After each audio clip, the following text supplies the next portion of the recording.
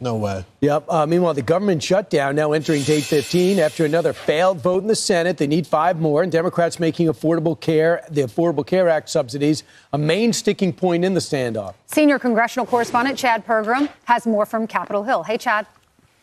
Ainsley, good morning. Obamacare is called the Affordable Care Act, but many Republicans believe it's the Unaffordable Care Act.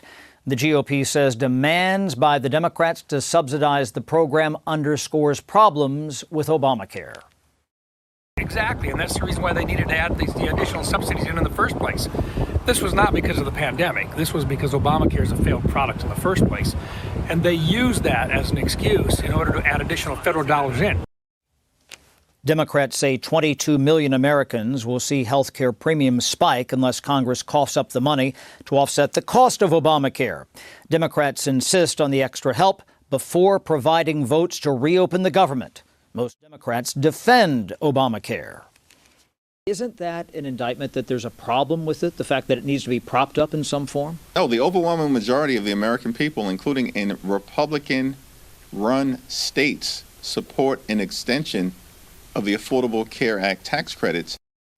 Some Republicans have wanted to eliminate Obamacare since 2010, but the GOP was never able to repeal it.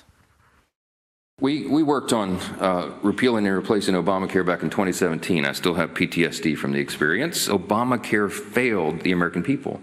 It was promised to be a great success, to make health care more affordable. It's done exactly the opposite.